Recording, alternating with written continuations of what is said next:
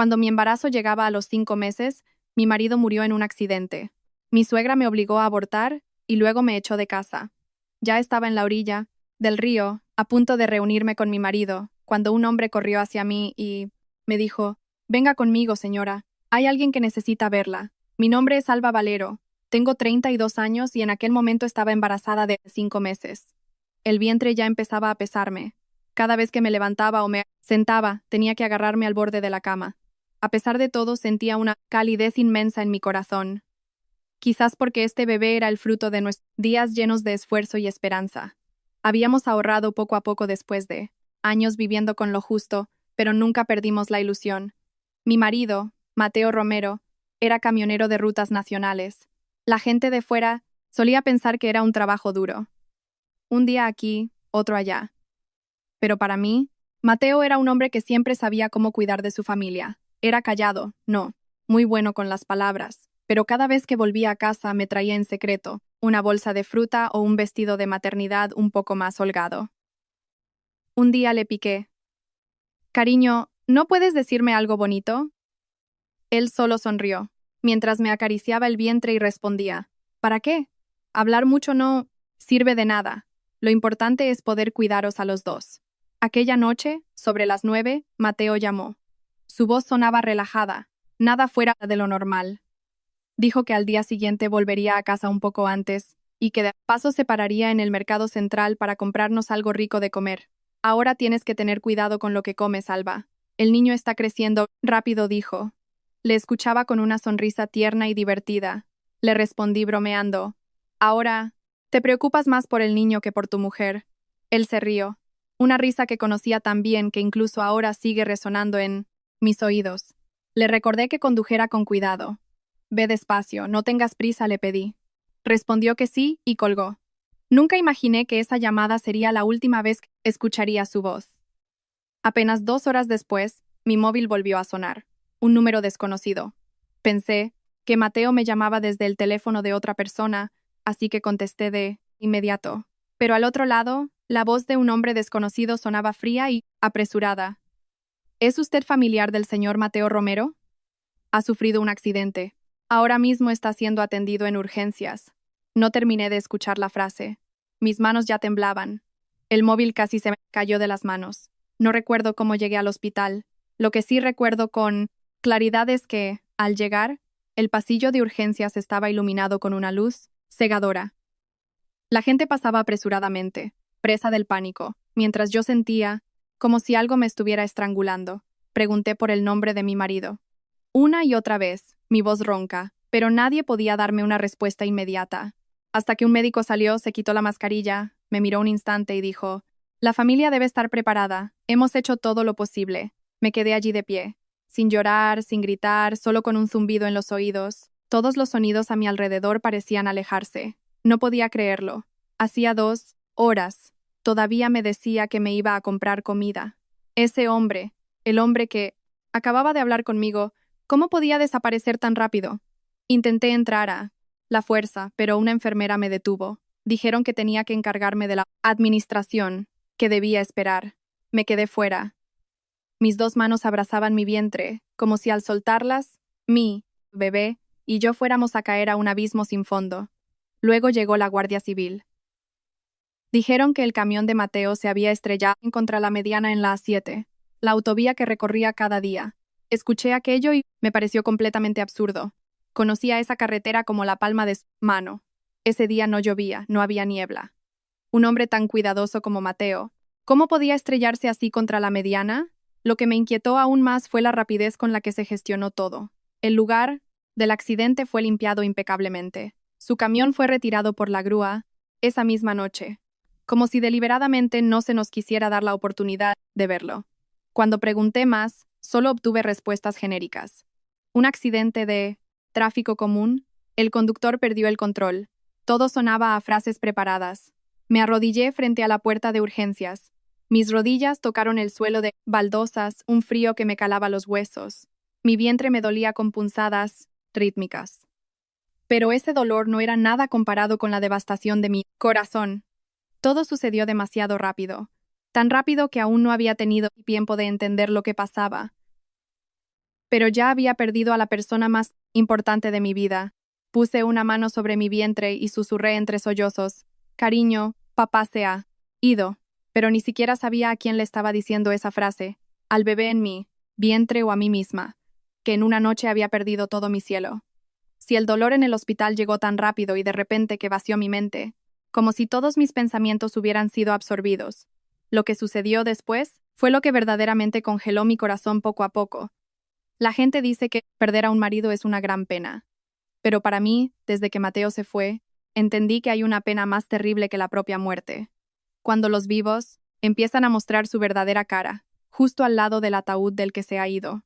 El funeral de Mateo se celebró tan deprisa que apenas pude seguir el ritmo. Todo se organizó con una prisa desmedida. Desde la gestión del tanatorio, llamar al sacerdote, encargar las coronas de flores, hasta los trámites del entierro. Casi todo fue decidido unilateralmente por mi suegra Ramona. En ese momento yo era como una sombra en el funeral de mi propio marido. Mi cuerpo estaba débil, mi vientre me dolía de forma intermitente. La cabeza me daba vueltas. Un momento sentada, otro de pie, un momento llorando, otro a punto de desmayarme. No tenía fuerzas para mantenerme cuerda. Pero lo que me pareció extraño fue la actitud de Ramona. Pensé que una madre que pierde a su único hijo estaría destrozada, gritando, llorando hasta secar sus lágrimas. Pero no, lloró, sí, pero solo un par de veces. Muy brevemente, justo. Después de eso no paraba de mirar el móvil, yendo de un lado a otro, y hablando con alguien en voz baja y apresurada. Una vez, la vi de pie detrás de una cortina, cerca de la mesa con la fotografía del difunto. Daba la espalda a los presentes, cubriéndose la boca con la mano mientras susurraba: «Sí, espera, unos días más. Ahora no es el momento». Al oír eso, sentí algo extraño, pero como mi mente estaba tan confusa, simplemente asumí que estaba arreglando asuntos del duelo. Hasta que, en la segunda tarde, mientras estaba sentada, absorta, frente a la foto de Mateo, con los ojos hinchados y el cuerpo dolorido como si hubiera pasado una grave enfermedad, Ramona acercó una silla y se sentó justo a mi lado. Su voz era fría, sin rodeos. «¿Dónde guardas su póliza de seguro?» Levanté la cabeza de golpe y la miré, pensando que había oído mal. Frente a nosotras estaba la foto de Mateo. Las velas todavía ardían. Pero la primera pregunta que me hacía después de la muerte de su hijo era sobre el seguro. Quedé en silencio unos segundos antes de poder responder. «¿Qué ha preguntado? ¿Ramona?» Su rostro se endureció, impaciente. «¿Que dónde están los papeles del seguro de Mateo? ¿Cuántas pólizas tenía? ¿A nombre de quién? ¿Dónde están los documentos? Eres su mujer, ¿cómo no vas a saberlo?» Me quedé helada. En ese momento, un escalofrío me recorrió la espalda. No por la pregunta tan chocante, sino por la forma en que la hizo. No había tono de tristeza, ni la voz quebrada de una madre que acaba de perder a su hijo. Solo había impaciencia, un tono afilado y algo muy parecido a la codicia. Antes de que pudiera responder, se levantó, caminó rápidamente hacia nuestra habitación y empezó a revolver todos los armarios y cajones. La seguí viéndola tirar todos los papeles de los cajones al suelo, abrir el maletín de trabajo de Mateo, sacar todas las carpetas de plástico con documentos, y luego arrebatar la mochila que Mateo solía llevar al trabajo. Le pregunté con voz temblorosa: «¿Qué está haciendo? Todavía estamos de luto». Se giró, con los ojos desorbitados. «El que está muerto, muerto está. Los vivos tenemos que ocuparnos de los asuntos de los vivos. ¿Crees que si te quedas ahí, sentada llorando, el dinero va a caerte solo en el bolsillo? Me quedé tan atónita que no pude decir ni una palabra. Esta habitación era donde habíamos vivido durante casi 4 años. Cada rincón tenía una huella de Mateo. Pero ahora, a los ojos de mi suegra, todo esto era solo un lugar para buscar documentos, para buscar dinero, para buscar algo que pudiera convertirse en un beneficio. Me quedé inmóvil un momento, y luego, sin darme cuenta, mis ojos se posaron en una pila de papeles que tenía en la mano. Fue entonces cuando vi un juego de documentos con las palabras en negrita: «Póliza de seguro de vida». Ramona me lo arrebató antes de que pudiera cogerlo, pero alcancé a ver una cifra que hizo que mi corazón se acelerara. No eran decenas o cientos de miles de euros como yo había pensado, sino una cantidad enorme, tan grande que tuve que sentarme en el borde de la cama para calmarme. Nunca había oído a Mateo hablarme de una póliza de seguro de ese valor. Mateo Era una persona ahorradora. El dinero que ganaba con su trabajo tenía que dividirse para el alquiler, la comida y los gastos de mis revisiones de embarazo. Una póliza tan grande. ¿De dónde sacaba el dinero para pagarla? Levanté la cabeza y pregunté con voz temblorosa y ahogada. Ramona, ¿por qué el seguro de Mateo es por tanto dinero? Ella dobló inmediatamente los papeles, se los apretó contra el pecho y me gritó. Tu trabajo es dar a luz tranquilamente. No te metas en asuntos de dinero. Yo soy su madre. Yo sé lo que hay que hacer. Esa frase fue como un jarro de agua fría que me echaron en la cara. Quería preguntar más. Quería saber por qué. Quería saber de dónde venía ese dinero. Quería saber por qué estaba tan alterada. Pero al ver su rostro furioso, la mirada en sus ojos, como si quisiera devorar a cualquiera que se interpusiera en su camino, de repente sentí un nudo en la garganta. Desde ese momento, casi nunca soltó esos papeles. A cualquiera que venía a dar el pésame, especialmente amigos o compañeros de trabajo de Mateo, siempre intentaba interceptarlos, sonriendo forzadamente y desviando la conversación. Vinieron dos hombres con el uniforme de una empresa de logística. En cuanto vieron la foto de Mateo, sus ojos se enrojecieron. Iban a preguntarme algo, pero Ramona interrumpió de inmediato. Por favor, recen por él y luego pueden marcharse. Alba está cansada. El médico ha dicho que no debe tener muchas preocupaciones. Terminó de hablar y me llevó más adentro, sin dejarme hablar. Durante el resto del día, no me permitió tocar el móvil de Mateo, ni guardar sus documentos, ni siquiera estar de pie hablando mucho tiempo con nadie relacionado con el trabajo de mi marido. Todo parecía controlado por una mano invisible. Y por la noche, cuando ya quedaba poca gente, la vi por casualidad a través de la rendija de la puerta. Ramona se puso una chaqueta sigilosamente y salió al final de la calle. Allí, bajo la luz amarillenta de una farola, un hombre desconocido la esperaba. Los dos susurraban. No pude oír con claridad, solo vi a mi suegra gesticular mientras el hombre asentía y le entregaba un fajo de papeles. En ese momento un presentimiento muy malo se apoderó de mi corazón. Pero todavía no tenía la fuerza suficiente para unir todas las piezas y encontrar una respuesta. Solo podía sentarme, abrazando mi vientre en la oscuridad, mirando la mesa con la fotografía del difunto que emitía una luz tenue, y preguntarme a mí misma, ¿por qué? Solo unos días después de la muerte de Mateo, esta casa ya se sentía terriblemente fría y extraña. El funeral de Mateo acababa de terminar. Las sillas en el patio ni siquiera se habían recogido. El olor a cera de las velas en el interior todavía era denso y asfixiante. Fue entonces cuando Ramona dejó de molestarse en ocultar sus intenciones. Si los días anteriores todavía había podido mantener una mínima apariencia de madre afligida, esa mañana la máscara pareció caerse por completo. La mirada que me dirigía ya no era simplemente de desagrado o desdén, como antes, sino algo frío y punzante, especialmente cada vez que sus ojos se detenían en mi vientre abultado. Recuerdo claramente que era casi mediodía. Estaba sentada en el borde de la cama, con la espalda apoyada en la pared y ambas manos abrazando mi vientre, porque el bebé no había dejado de dar patadas desde la mañana. Quizás también sentía la inquietud de su madre. Ramona entró en la habitación sin llamar. Todavía sostenía un manojo de llaves y el bolso negro que siempre llevaba. Se quedó en el umbral, mirándome el vientre durante mucho tiempo, tanto tiempo que sentí un escalofrío en la espalda. Luego, con una voz suave pero afilada como un cuchillo, dijo: «A este niño no se le puede tener». Levanté la cabeza de golpe pensando que había oído mal. «¿Qué ha dicho?» No lo repitió. Simplemente avanzó 2 pasos, acercó una silla, se sentó frente a mí y dijo: «Clara, palabra por palabra. He dicho que ese feto no se puede tener. Desde que llegó, esta casa está agafada. Mi hijo muere, la familia se destruye, el dinero se va.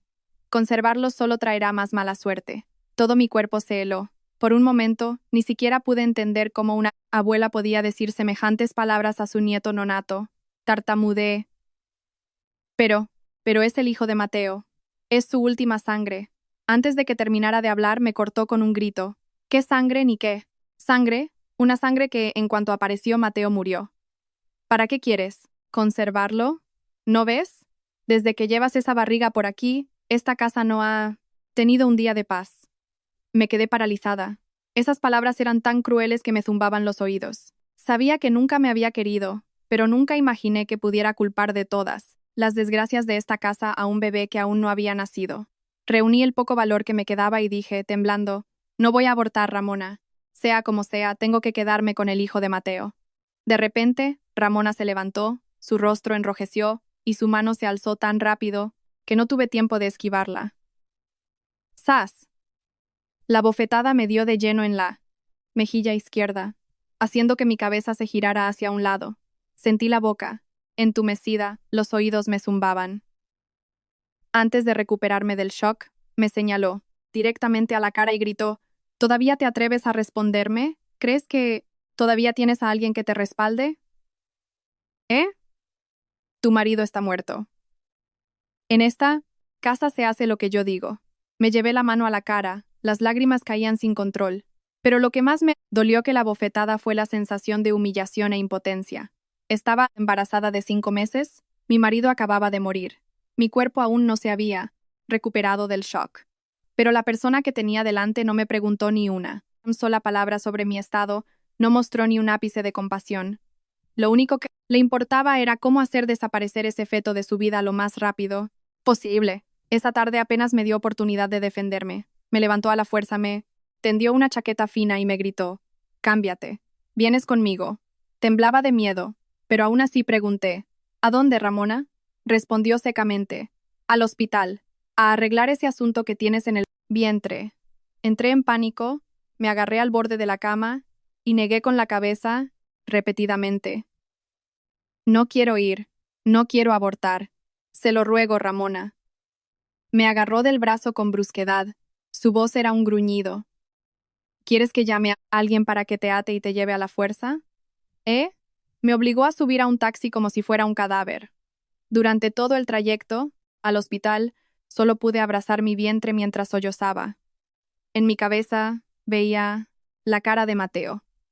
Recordaba su mano, que solía colocar sobre mi vientre, con una sonrisa tierna mientras decía, «No sé si será niño o niña, con que se parezca a ti es suficiente». Solo pensar en eso, sentía como si me estrujaran el corazón. No podía. Realmente, no podía deshacerme del único recuerdo que él me había dejado. Al llegar al hospital, Ramona me arrastró hasta el mostrador de admisiones. Su voz era fuerte. Quiere interrumpir el embarazo. Por favor, gestione el papeleo. Rápido. Oír eso fue como si me clavaran un puñal en el pecho. Me giré hacia ella, llorando y suplicando. Ramona, se lo ruego. Es el hijo de Mateo. Es lo único que me queda de él. Pero ella simplemente apartó mi mano con frialdad, pronunciando una frase que me rompió el corazón en 1000 pedazos. Ya está muerto. ¿Para qué conservar esto? Solo da problemas. Me mandó a sentarme en una fila de sillas frías de plástico. A mi alrededor, el sonido de las llamadas a los pacientes, el chirrido de las ruedas de las camillas, el llanto de los niños, el roce de las sandalias en el pasillo, todo. Se sentía cruelmente normal mientras mi mundo se desmoronaba. Me senté acurrucada, con ambas manos abrazando fuertemente mi vientre, la mirada perdida en el suelo blanco. En ese momento, pasó una enfermera joven, quizás a ver mi rostro pálido y mis ojos hinchados. Se detuvo y preguntó en voz baja, ¿te ha obligado la familia? Levanté la cabeza. Mis labios temblaban, pero no pude pronunciar una sola palabra. La enfermera miró hacia Ramona, que estaba de pie al final del pasillo, y luego se inclinó, bajando la voz. Señora, piénselo mejor. Creo que algo no va. Bien, solo esa frase. Pero de repente mi corazón empezó a latir con fuerza. Esa frase fue como una espina que atravesó la capa de desesperación que me envolvía. Pero todavía estaba demasiado abrumada, demasiado dolida, demasiado sola para poder pensar con claridad. Un momento después, alguien me dio un formulario para que lo firmara. Ramona estaba a mi lado, con los brazos cruzados y el rostro frío, sin expresión. Sostuve el bolígrafo con una mano que temblaba tanto que el trazo de la tinta se corrió por el papel. En mi cabeza solo había llanto, la cara de Mateo y las patadas débiles en mi vientre. Pero al final, entre el dolor insoportable y el aislamiento absoluto, lo firmé en un estado de casi inconsciencia de lo que estaba haciendo. Cuando mi firma quedó plasmada en ese papel blanco, me sentí como un cadáver sin alma. Sentada allí, respirando allí, pero por dentro, completamente vacía. No sé cuánto tiempo pasó. Acababa de firmar el formulario. La enfermera aún no lo había recogido. De repente, sentí un dolor agudo en el vientre. No sé si fue una reacción del bebé, o si estaba demasiado asustada, o si era porque llevaba varios días sin apenas comer. Me abracé el vientre, me encogí, un sudor frío me empapó la espalda y mis labios se pusieron azules. La enfermera que me había hablado antes vio mi estado, me ayudó a sentarme y llamó a un médico. Tras unos minutos de exploración, el médico frunció el ceño y preguntó si había sufrido mucho estrés últimamente. ¿Falta de sueño o alguna hemorragia? Antes de que pudiera responder, Ramona interrumpió con voz cortante. Doctor, haga lo que tenga que hacer rápido. Solo está fingiendo. El médico miró a Ramona brevemente y luego se dirigió a mí con un tono más serio. Su estado es débil. La tensión arterial ha bajado y parece estar bajo. Una gran presión mental. En un caso como este, primero hay que observarla. No se puede proceder directamente. Al oír eso, me sentí como una persona que está a punto de ahogarse y consigue agarrarse a un trozo de madera podrida. Me aferré a la silla, jadeando. Susurré. Sí, doctor, me siento muy débil. Le ruego que me examine más a fondo. Solo esa frase fue suficiente para que Ramona explotara como un bidón de gasolina en llamas. Se giró hacia mí con los ojos desorbitados. Estás jugando. ¿Conmigo? Ya lo sabía. Estás intentando ganar tiempo a propósito, ¿verdad? Temblaba de miedo. Pero en ese momento, solo tenía un pensamiento en la cabeza. Tenía que proteger a mi hijo. Aunque solo fuera un día, una tarde, incluso una hora, tenía que ganar tiempo como fuera. En el camino de vuelta, Ramona no dijo ni una palabra. Ese silencio era aún más aterrador que sus regaños. Iba sentada, rígida, en la parte de atrás del taxi. Sus ojos miraban al frente, la mandíbula apretada. Yo iba acurrucada detrás, con las manos abrazando mi vientre. Cada latido de mi corazón parecía querer romperme las costillas. Al llegar a casa, en cuanto bajamos del taxi, tiró su bolso sobre una silla de madera, se giró, me señaló directamente a la cara y me gritó: Te lo advierto, en esta casa no es tu turno de hacer numeritos. Si digo que te deshagas de él, te deshaces. No pienses que por abrazar esa barriga no puedo hacer nada. Susurré. No estoy haciendo numeritos, Ramona. De verdad me siento débil. Ella sonrió con cinismo, una sonrisa torcida y extraña. ¿Débil? Perfecto. Sí. Estás débil, lárgate. Ya no puedo soportar a un parásito como tú. Tras decir eso, irrumpió en nuestra habitación. Antes de que pudiera entender lo que iba a hacer, oí el sonido de la puerta del armario abriéndose con fuerza. El ruido de cosas cayendo al suelo. Corrí cojeando tras ella, y al llegar a la puerta me quedé helada. Ramona estaba sacando mi ropa una por una y tirándola al patio. El vestido de maternidad que acababa de comprar y que aún no había estrenado, un chal de punto que Mateo me había regalado un invierno lluvioso, varias cajas de vitaminas prenatales. Incluso la bolsa con las cosas del bebé, que había preparado en secreto desde el principio del embarazo. Todo fue arrojado como si fuera basura. Corrí para sujetarle la mano, llorando desconsoladamente. Ramona, ¿qué está haciendo? Esas son mis cosas. Me empujó con tanta fuerza que casi caigo contra la esquina de la cama y gruñó, palabra por palabra. Si son tus cosas, cógelas y lárgate de mi casa ahora. Mismo. A partir de este segundo ya no formas parte de esta casa. Me quedé en shock, tartamudeando. Estoy embarazada. ¿A dónde voy a ir? Señaló directamente a la puerta. Su voz era un chillido agudo que me reventaba los oídos. Vete a donde sea, me da igual. Debajo de un puente, a un mercado, al cementerio. No pienso acoger a una portadora de mala suerte que, antes de nacer, ya ha matado a su marido. Su voz era demasiado alta, sobre todo a plena luz del día, y los vecinos empezaron a arremolinarse fuera de la valla, cuchicheando entre ellos. Algunos, con las manos en las caderas, otros tapándose la boca, otros acercándose a la valla para ver mejor. Abracé mi pesado vientre, de pie en medio del patio, con el pelo revuelto, el rostro inundado de lágrimas, sintiendo como si toda mi dignidad hubiera sido despojada frente a todo el pueblo. Ramona, al ver que se juntaba más gente, gritó aún más fuerte, como si quisiera clavar mi culpabilidad ante todos. Mirad todos, esta mujer parásita, antes de dar a luz ya ha matado a su marido. Y ahora todavía tiene la desfachatez de no querer irse. Qué mala suerte tuvo mi familia al traerla a casa. Nadie me defendió. Algunos me miraban con lástima, pero solo se quedaron allí, mirando. Entendí que tenían miedo de meterse con Ramona. Tenía fama de ser muy dura y de discutir a gritos cuando tenía deudas. Nadie quería buscarse. Problemas. Esa sensación de ser empujada en medio de una multitud sin que nadie te tienda una mano para ayudarte. Nunca la olvidaré. Volví a entrar a la casa con una última esperanza. Al menos podría coger mi DNI, algo de dinero o algunas cosas que aún pudiera usar. Pero Ramona ya está bloqueando la puerta. Sus manos se aferraban a la bolsa con los documentos y las llaves. Dije con voz temblorosa: Ramona, devuélvame mi DNI. Y el móvil de Mateo también es nuestro. Ella sonrió con malicia. El dinero, los papeles, el móvil de mi hijo. Todo lo guardo yo. ¿Qué derecho tienes tú a reclamar nada? Se me hizo un nudo en la garganta. No solo me estaba echando, me estaba despojando de todo para que no tuviera forma de volver. Me arrodillé, no para suplicarle que me dejara quedarme, sino para recoger mis cosas esparcidas por el suelo. Mientras recogía apresuradamente una maleta vieja, metí la mano debajo del armario para buscar unas zapatillas que habían salido volando. Mis dedos tocaron de repente un objeto duro, fino y frío. Lo saqué y resultó ser el viejo móvil de Mateo, un Nokia antiguo que usaba antes de pasarse al smartphone.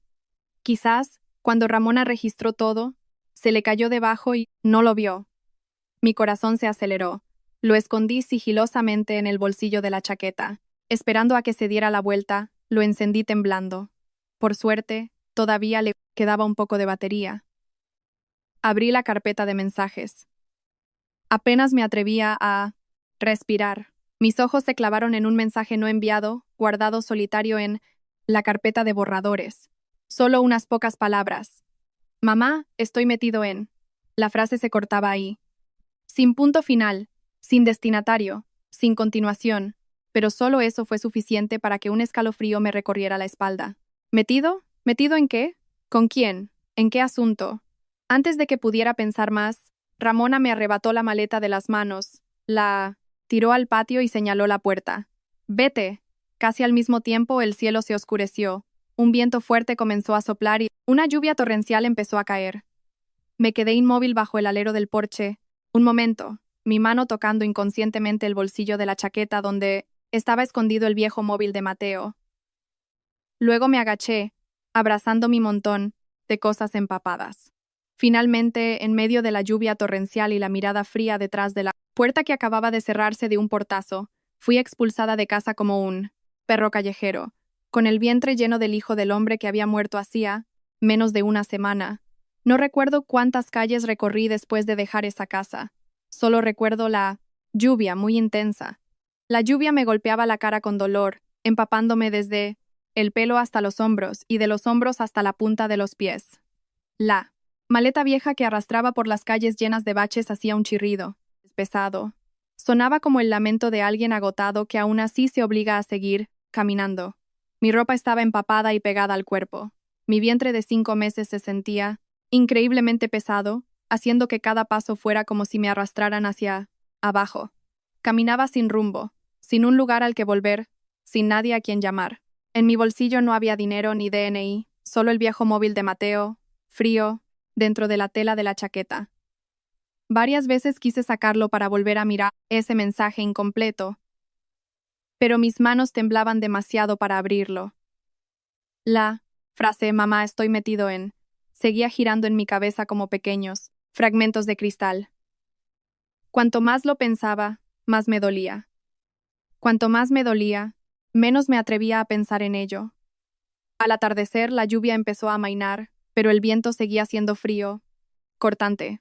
Me senté a resguardarme bajo el toldo de una tienda cerrada, abrazando mis rodillas, mi cuerpo tiritando. La gente que pasaba me miraba de reojo y se alejaba rápidamente. Algunos quizás pensaron que era una mujer que había huido de casa, otros que era una vagabunda, o quizás a nadie le importaba en absoluto. Fue entonces cuando entendí que, cuando una persona cae a lo más bajo, no solo pierde dinero, casa y apoyo, sino que también pierde el derecho a ser vista como un ser humano normal. Me quedé sentada allí mucho tiempo, Cuanto más tiempo pasaba, más oscuro se volvía todo a mi alrededor. No porque estuviera anocheciendo, sino porque en mí, corazón ya no quedaba ni un solo rayo de luz. Mi marido había muerto. Mi propio hijo en el vientre estaba amenazado de ser abortado por su abuela.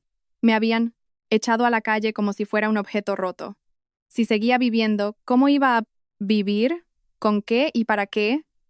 Ese pensamiento, que al principio solo fue fugaz, fue haciendo cada vez más claro, más afilado, más frío. No llegó como un impulso momentáneo, sino como un largo susurro en mi cabeza, suave pero cruel. Acaba. Con todo para que ya no duela. Puse una mano sobre mi vientre, sintiendo una suave patada desde dentro. Este bebé todavía estaba aquí, todavía vivo, todavía dependía de mí. Se me hizo un nudo en la garganta, las lágrimas brotaron sin más. Me incliné y susurré, como si hablara los restos de vida que me quedaban. Perdóname, cariño. Mamá no. Puede protegerte. No sé en qué momento me levanté y empecé a caminar de nuevo. Esta vez, mis pies no se dirigieron hacia las hileras de casas o las calles iluminadas, sino hacia la orilla del río, en las afueras de la ciudad. Era un lugar solitario. Apenas había gente.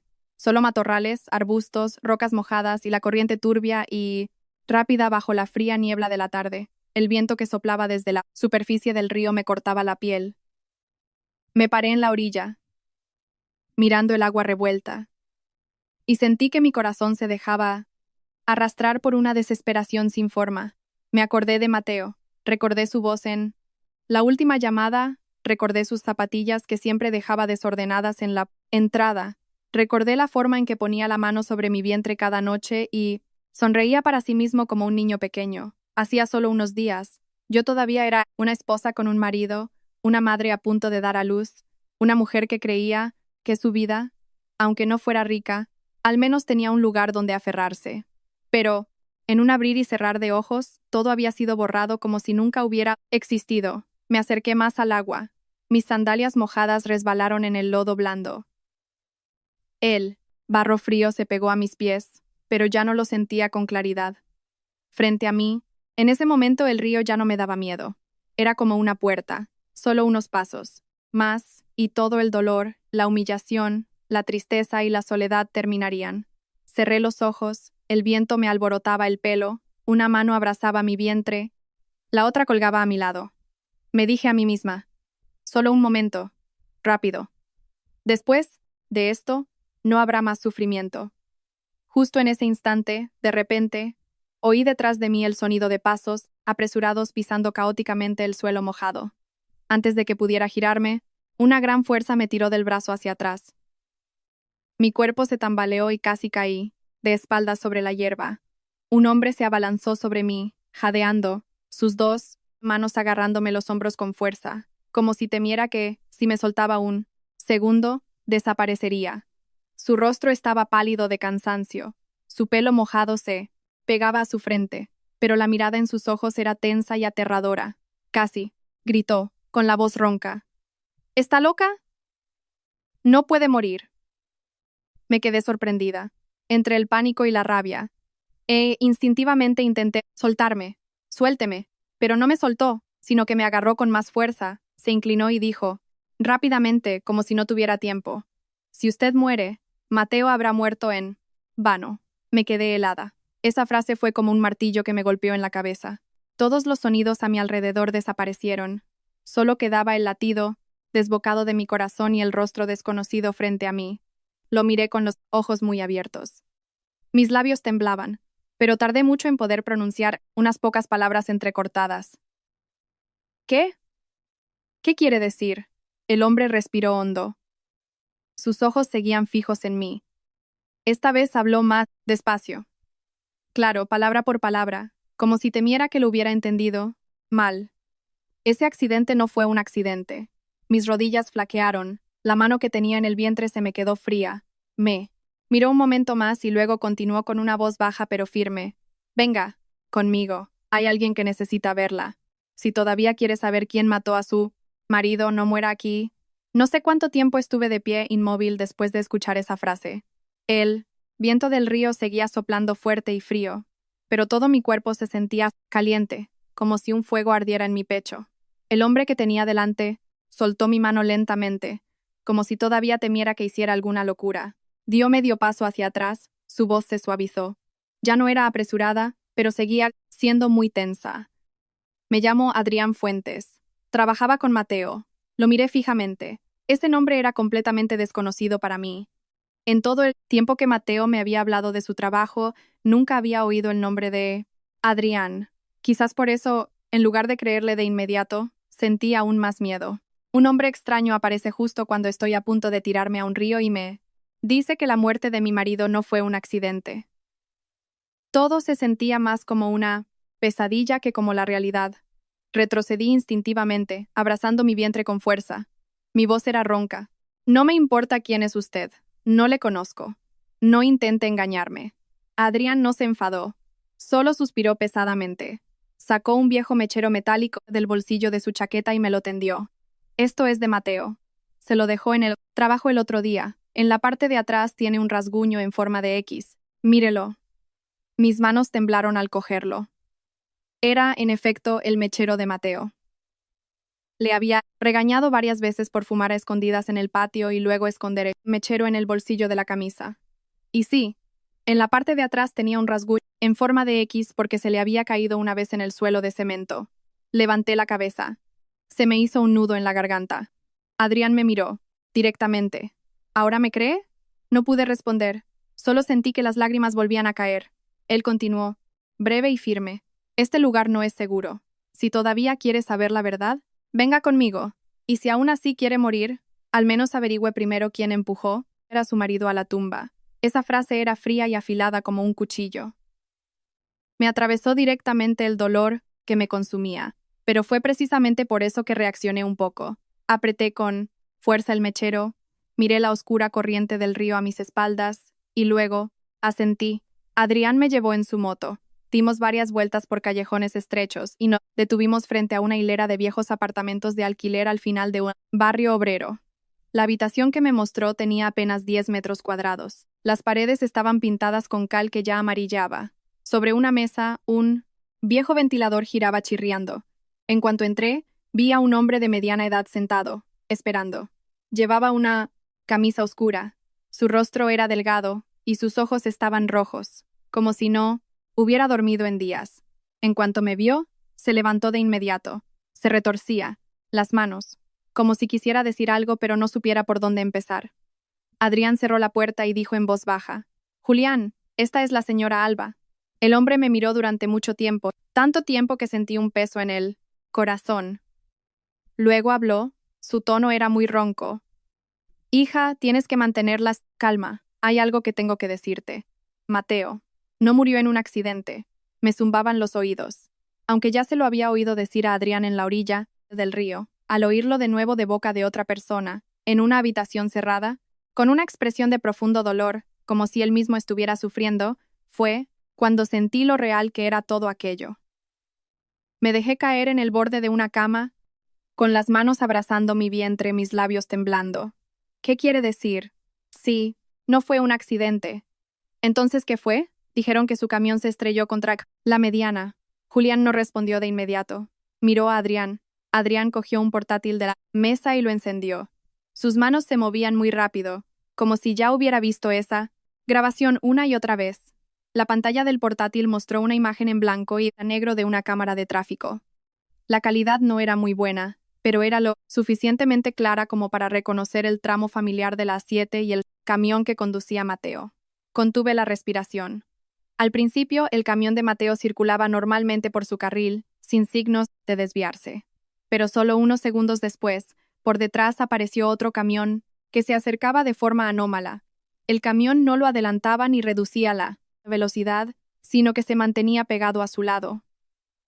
Cada vez más cerca, y luego, con una maniobra brusca, golpeó el lateral del camión de Mateo, haciéndolo virar. Todo sucedió tan rápido que, antes de que pudiera procesarlo, que estaba viendo, el camión de mi marido ya se había estrellado violentamente contra la mediana. La pantalla tembló un momento, y luego la imagen se volvió borrosa. Me quedé con la boca abierta, el corazón me latía desbocado. No, no puede ser. Negué con la cabeza repetidamente como una niña que se niega a aceptar realidad. Pero la grabación seguía ahí, cruda y fría. No fue Mateo quien perdió.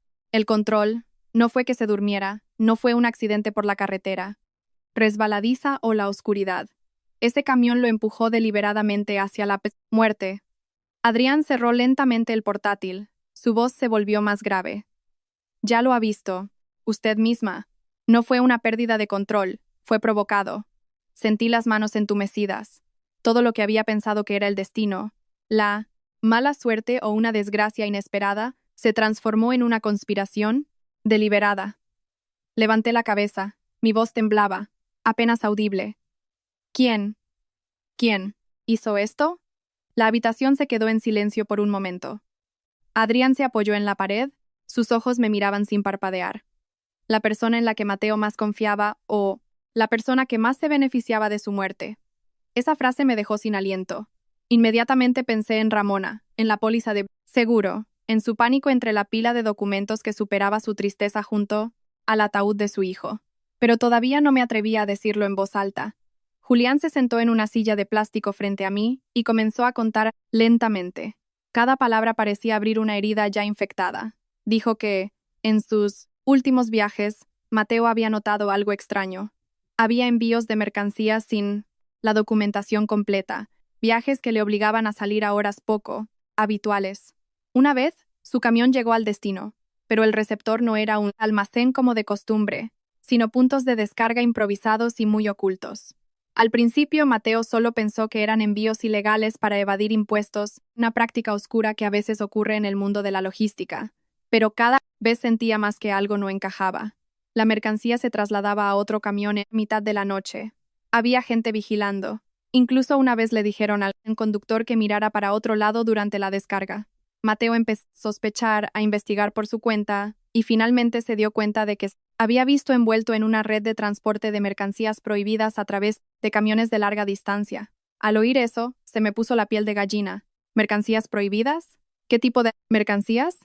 Ya me lo imaginaba, pero no me atrevía a preguntar. Julián bajó la cabeza, con los puños apretados. Tenía la intención de denunciarlo. Me lo dijo, a mí. Dijo que no podía seguir haciendo la vista gorda. Dijo que si se quedaba callado, tarde o temprano toda su familia acabaría en problemas. Me quedé helada. Adrián continuó, su voz grave, como si enfatizara cada palabra, y el último punto de descarga de varios de esos envíos era la casa de Ramona. Creía que después de la última frase de Adrián ya había tocado fondo en el horror.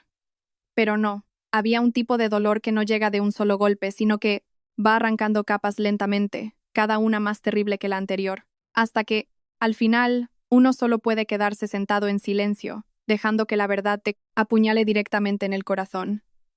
Me quedé inmóvil en el borde de la cama, con ambas manos abrazando mi vientre. Adrián sacó otro juego de documentos de su vieja mochila negra y lo puso sobre la mesa. Pasó las páginas muy lentamente, como si quisiera que lo viera con claridad. Era una lista de los viajes que Mateo había hecho durante casi 2 meses antes de morir. Había viajes al puerto de Algeciras, a la frontera en La Jonquera, viajes nocturnos hasta polígonos industriales en las afueras de Madrid. A primera vista, no había nada extraño.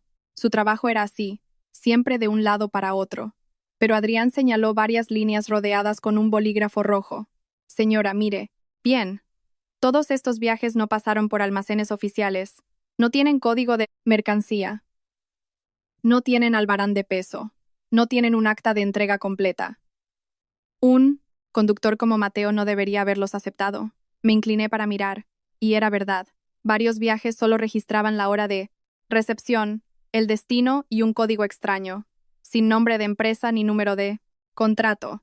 Y lo que era aún más extraño, todos esos viajes estaban programados por la noche.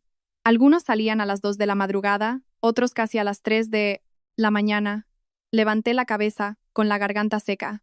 ¿Por qué? ¿Por qué Mateo no me contó? ¿Nada? Julián, sentado frente a mí, suspiró profundamente. Su voz era ronca. Me lo mencionó un par de veces. Decía que algo no iba bien, pero como no estaba, seguro no se atrevía a contárselo a su mujer.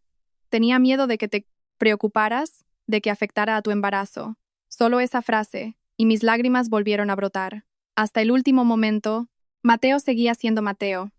Cargó con todo él solo, pensando en su mujer y en su hijo incluso antes que en sí mismo. Adrián mostró varias capturas de pantalla de una conversación de móvil. Eran mensajes entre Mateo y alguien llamado Fermín, el jefe de almacén. En una parte, Mateo preguntaba: Fermín, ¿por qué este envío no tiene código oficial? Otro mensaje era más corto, solo unas pocas palabras: ya no quiero seguir trabajando. Así. El último mensaje era: Fermín, si me pasa algo, por favor guarda esto. Bien. Al ver esa sucesión de palabras, sentí que me estrujaban el corazón. Él ya sabía de que se acercaba un peligro, solo que no se imaginaba que ese peligro llegaría tan rápido y con tanta crueldad. Sollocé, mi voz era un hilo. Él. Él luchó solo contra todo. Apenas terminé la frase, mis manos temblaron tanto que tuve que agarrarme al borde de la cama para no caer. Adrián se quedó de pie en silencio un momento, luego apretó la mandíbula. Su voz era grave y fría, y por eso tuvo que morir. El aire en esa pequeña habitación de alquiler se volvió de repente denso. Nadie habló. Durante unos segundos solo se oyó el chirrido del viejo ventilador de arriba y mi voz conteniendo los sollozos que me subían por la garganta. Un momento después Adrián continuó. Acercó una silla de plástico y bajó la voz. Señora Alba, hay algo que es muy difícil de escuchar, pero si quiere luchar, hasta el final, tiene que ser fuerte. Me sequé las lágrimas y asentí. En ese momento, ya no tenía vuelta atrás.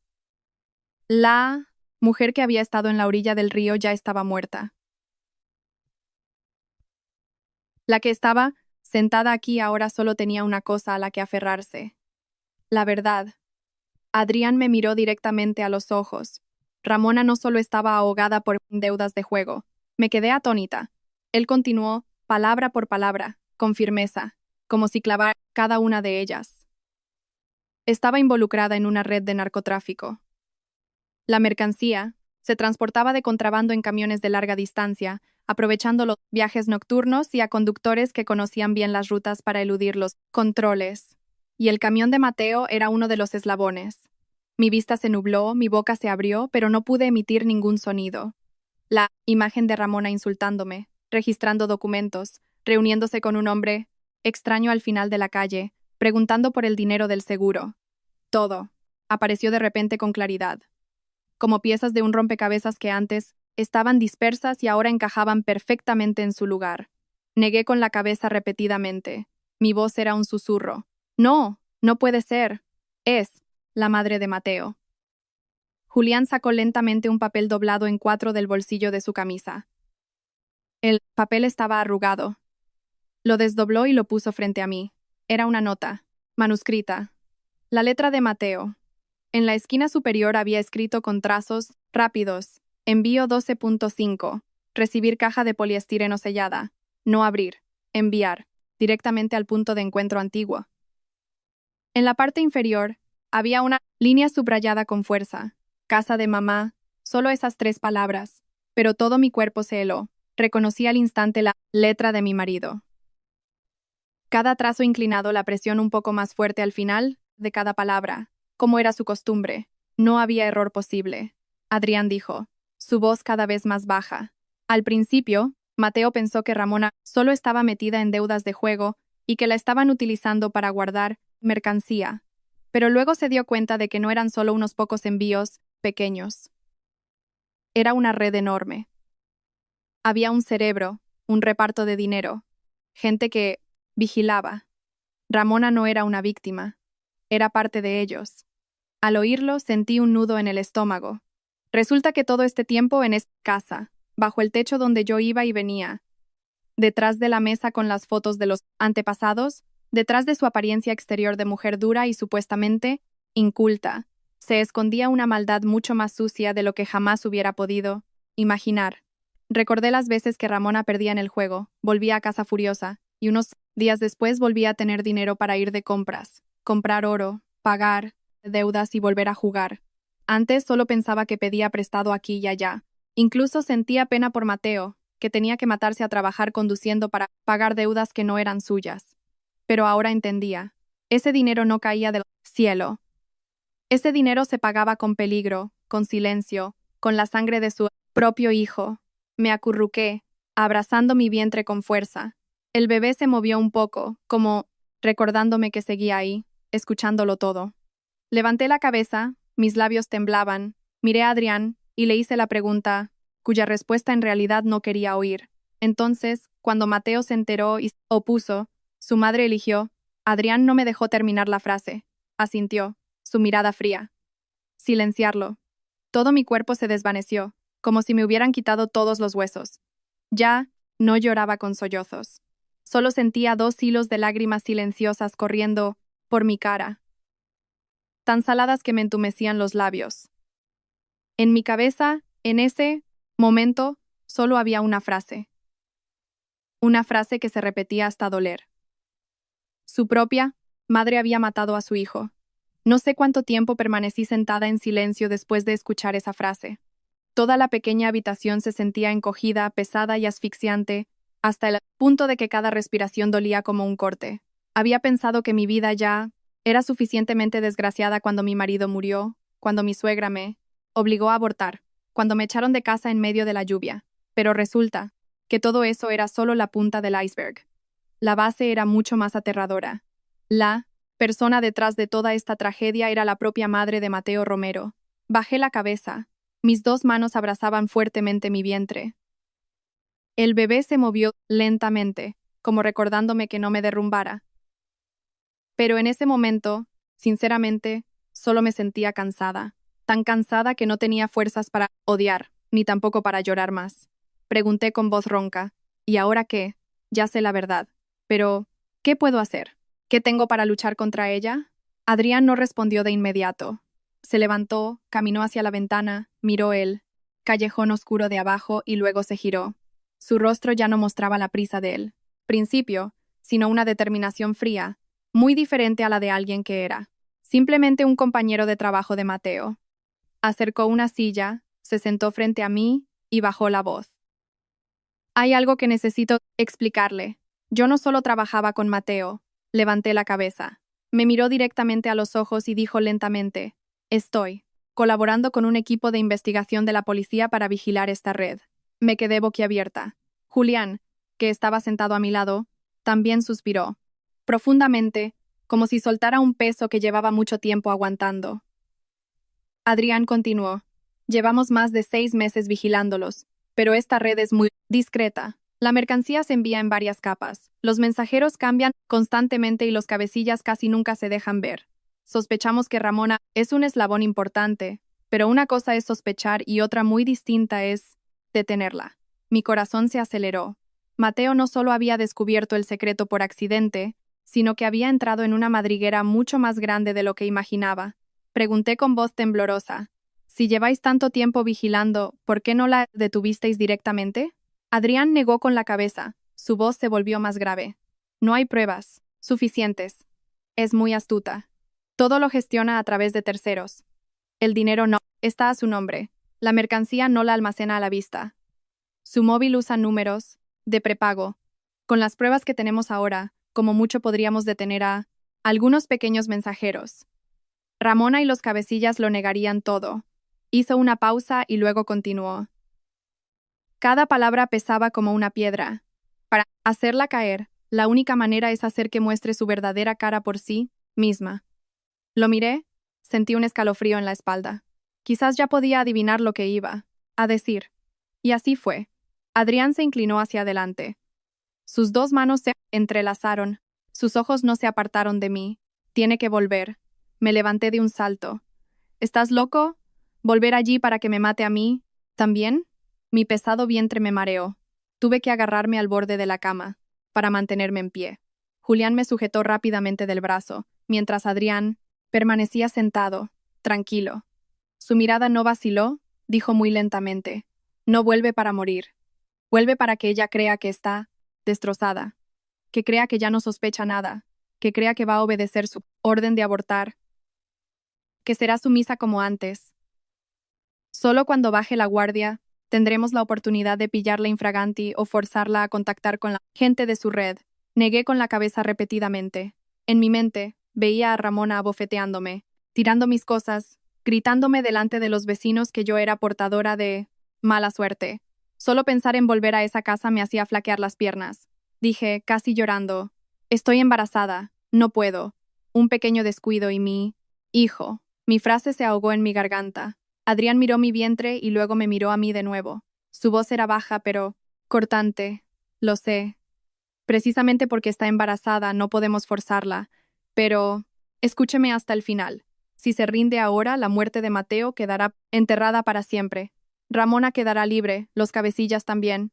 Y, entonces, otra persona morirá como Mateo.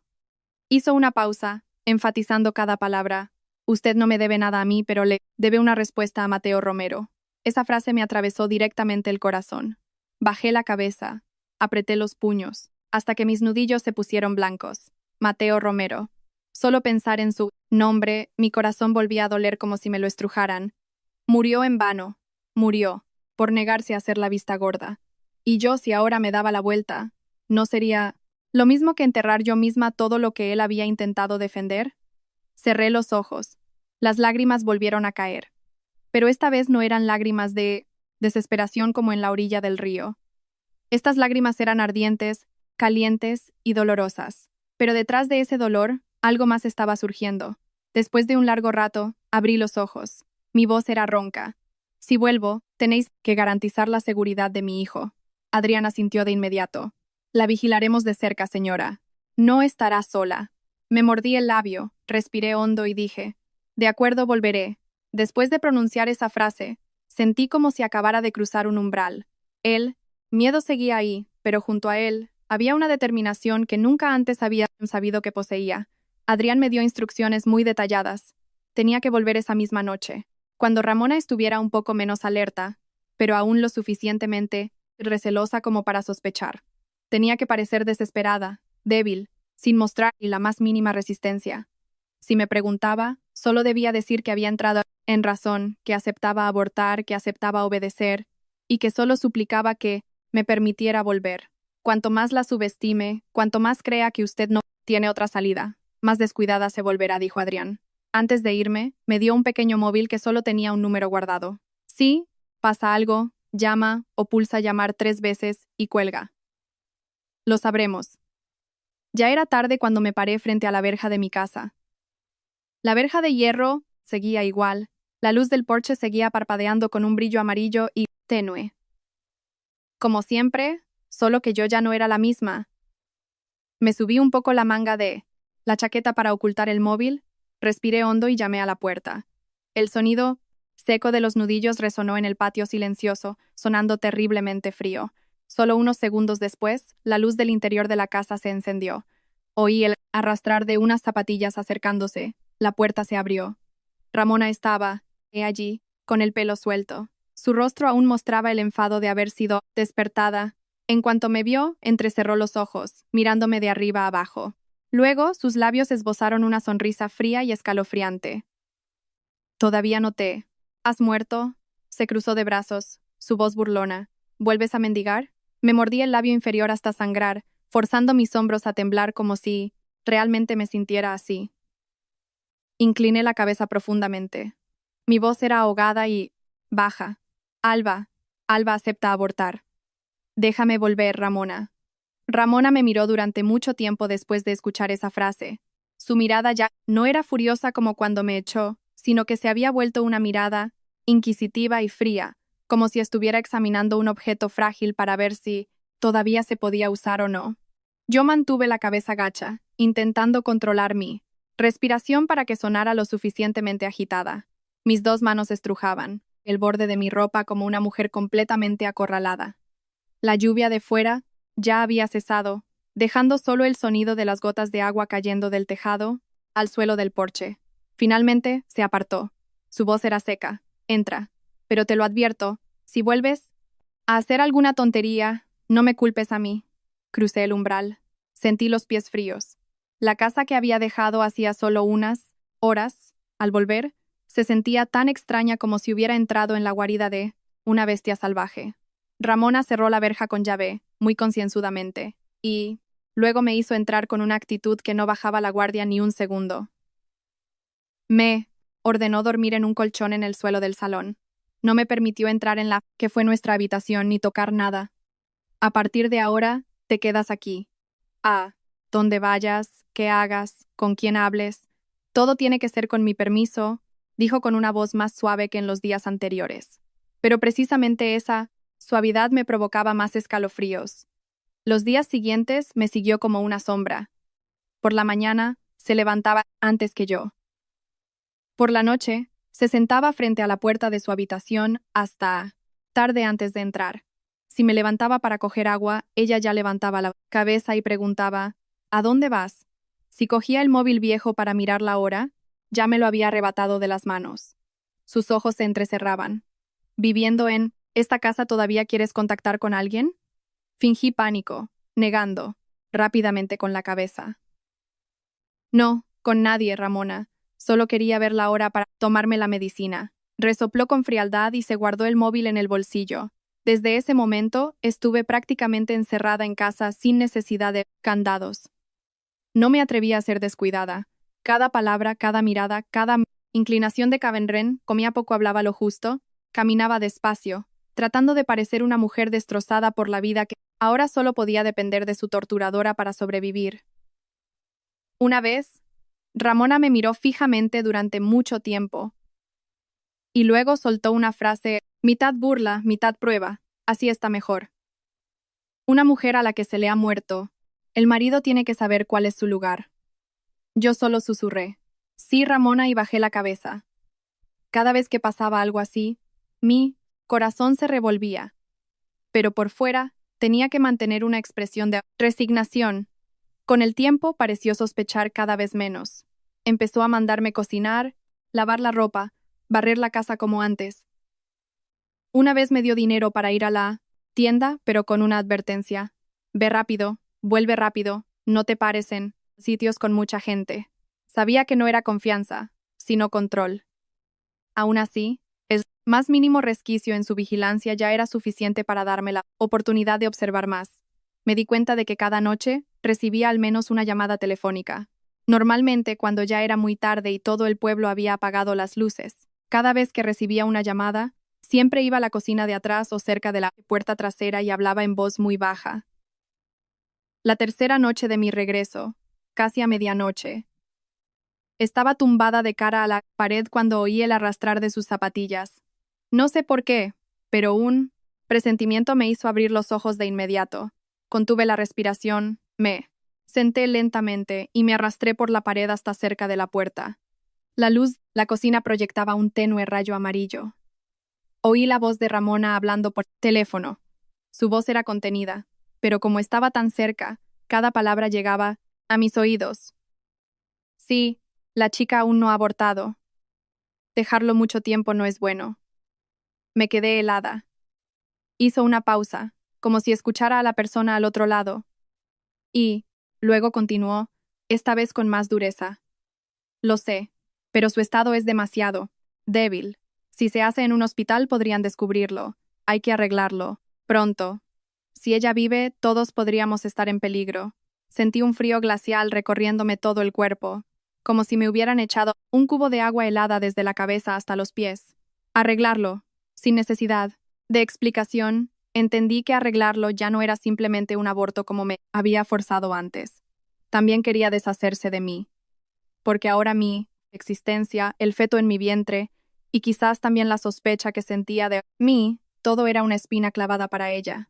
Abracé mi vientre con fuerza, mordiéndome el labio inferior con fuerza para no sollozar. Fuera. Ramona murmuró sí un par de veces y colgó. Me arrastré de vuelta al colchón, tumbándome en la misma posición. Mi corazón latía tan fuerte que sentí que podría oírlo si entraba. A la mañana siguiente, Ramona me despertó muy temprano, ya no con la cara agria de siempre. Dijo con un tono extrañamente dulce. Prepárate. Hoy te llevo a otra revisión. Un médico conocido trabaja rápido. Al oír médico conocido se me hizo un nudo en la garganta. Sabía que había llegado el momento, pero no debía mostrar ninguna reacción extraña. Solo fingí, el miedo justo. Pregunté en voz baja. ¿Duele mucho, Ramona? Ella sonrió con malicia. Un dolor rápido y se acaba. Mejor que mantener esa maldición. El taxi que llamó no se dirigió al hospital comarcal como la vez anterior, sino que se desvió por un camino de tierra que llevaba a un antiguo asentamiento en las afueras de la ciudad. Cuanto más nos alejábamos, más escasas eran las casas. Al llegar a una zona con un descampado y algunas casas semipermanentes con tejados de chapa oxidados, mandó parar. Frente a mí había una casa pintada de un azul desvaído y desconchado. La puerta, de hierro, estaba entreabierta. Fuera no había ninguna placa, solo una vieja pancarta colgada torcida. En ella, escrito con letras desvaídas, se leían dos palabras: masajes, embarazadas. Solo con verlo ya sentí que algo iba muy mal. Esto no era una clínica normal. Parecía más bien un lugar de práctica ilegal, un lugar para hacer cosas que no se pueden llevar a la luz. Ramona me agarró de la muñeca y me hizo entrar. Dentro olía a desinfectante mezclado con un olor a humedad muy desagradable. Una mujer corpulenta con mascarilla, sentada detrás de un viejo mostrador de madera, levantó la cabeza, miró mi vientre y preguntó secamente: ¿de cuántos meses? Ramona respondió rápidamente: 5 meses. Por favor, arréglelo. Las dos palabras arréglelo me marearon. La mujer me miró una vez más y luego dijo con frialdad: un feto tan grande no se puede sacar de la forma habitual. Si quieres que quede limpio, primero hay que inyectarle para que se quede quieto, y luego se procede. Al oír eso, se me aflojaron las manos y los pies. ¿Inyectarle para que se quede quieto? Esas no eran las palabras de alguien que ayuda. Eran las palabras de alguien que va a matar a una madre y a su hijo a la vez. Retrocedí un paso, mi voz temblaba. Ramona, vamos al hospital, por favor. Aquí, tengo miedo. Ramona se giró, con los ojos desorbitados. ¿Todavía tienes derecho a tener miedo, eh? Luego me susurró al oído gruñendo: cállate y obedece. Hoy, tú y ese feto tenéis que desaparecer por completo. Me tambaleé, mis piernas flaquearon. Pero justo cuando la mujer se giró para ir a buscar su material, intenté agarrarme al borde del mostrador, ganando tiempo, segundo a segundo. Sabía que solo tenía que aguantar un poco más. Si no, mi hijo y yo moriríamos de verdad en este lugar miserable. Fuera, de repente, se oyó el chirrido de los frenos de un coche. Luego, el sonido de pasos corriendo. La puerta de hierro fue derribada con un estruendo que hizo temblar todo el edificio. La voz de un hombre gritó, fuerte y tajante: ¡quietos! ¡No la toquéis! Me giré de golpe. Adrián irrumpió el primero. Detrás de él, varios hombres, vestidos de paisano. Ramona se quedó de piedra. Su rostro palideció y luego gritó señalándome: ¿crees que puedes escapar? ¿Eh? Tú y ese feto deberíais haber muerto hace mucho tiempo. La pequeña casa pareció estallar tras ese grito. La mujer detrás del mostrador estaba pálida. Antes de que pudiera reaccionar, ya había sido detenida por uno de los miembros del equipo de Adrián. Ramona al principio se quedó inmóvil, pero un segundo después empezó a forcejear violentamente mientras gritaba: se equivocan. Están deteniendo a la persona equivocada. He traído a mi nuera a una revisión. Ustedes entran sin más. Su voz era aguda y estridente. Ya no sonaba como la voz de una madre que hacía unos días lloraba junto al ataúd de su hijo. Retrocedí hasta la pared. Todo mi cuerpo estaba débil por el miedo y el agotamiento. Adrián se acercó rápidamente a mí, protegiéndome con su cuerpo. Su voz era baja pero firme. Señora Alba, ya está a salvo. Solo esas 4 palabras. Mis piernas casi se rindieron. Abracé mi vientre con fuerza, jadeando. Mientras tanto, Ramona seguía insultando. Un momento, acusándome de calumniarla, otro girándose hacia la dueña del lugar y gritándole: tú cállate, no digas tonterías. Pero esta vez, ya no podía controlar el juego. Un agente sacó una placa y leyó en voz alta una orden de registro de emergencia relacionada con la práctica de abortos ilegales, encubrimiento de actividades criminales y presunta implicación en la muerte de Mateo Romero. En cuanto oyó el nombre de su hijo, Ramona se quedó en silencio un momento y luego gritó aún más fuerte: no metáis el nombre de Mateo en esto. Murió en un accidente. Todo el mundo lo sabe. Adrián se giró y la miró. Su mirada era fría. ¿Accidente o no? Pronto lo sabrá. Esa misma tarde el equipo de policía se dividió. Un equipo se quedó para precintar la clínica ilegal, confiscar documentos, medicamentos y móviles. Él, otro equipo se llevó a Ramona a su casa. A mí también me llevaron para ayudar en la identificación. Pero incluso sentada en el coche, mi corazón seguía latiendo con fuerza. Sabía que este era un punto de inflexión. Pero no me imaginaba que lo que me esperaba detrás de la puerta de esa casa era mucho más aterrador. Cuando se abrió la verja de la casa, Ramona todavía insistía. ¿Vais a registrar mi casa? ¿Por qué? Luego lo revolveréis todo y al final tendréis que pedir perdón. Pero solo unos 20 minutos después, su voz comenzó a debilitarse. Del almacén, detrás de la cocina, un lugar que siempre había mantenido cerrado con llave con la excusa de guardar trastos viejos, la policía encontró un pequeño hueco, subterráneo cubierto por unas tablas de madera podridas, y una pila de sacos de arroz. Debajo no había patatas ni herramientas de jardín como ella había dicho una vez, sino una pila de cajas de poliestireno y sacos envasados al vacío, apilados ordenadamente. Cuando abrieron una de las cajas, todo el patio se quedó en silencio. Dentro, había paquetes envueltos en varias capas de plástico, escondidos entre hojas de té secas y pienso para animales. El agente que lo examinó cambió de expresión al instante. Siguieron abriendo otras dos cajas. El resultado fue el mismo. Una gran cantidad de mercancía prohibida, escondida de forma muy meticulosa dentro de la casa de Ramona. Justo debajo del suelo por el que yo caminaba cada día sin saberlo, sentí un escalofrío en la espalda. Durante años, Mateo había vivido en medio de una madriguera así y había muerto solo por negarse a hacer la vista gorda. No, solo la mercancía, en un cajón de la habitación de Ramona. La policía también encontró un cuaderno de tapa marrón, ya desgastado. Dentro estaban anotadas meticulosamente fechas, códigos de viaje, cantidades de dinero recibidas, cantidades repartidas. Había abreviaturas, nombres escritos con una sola letra, pero al cotejarlo con los datos que Adrián ya tenía, fue suficiente para demostrar que ella no era una extraña. Era un eslabón real, receptora de la mercancía, almacenista, distribuidora y beneficiaria de las ganancias.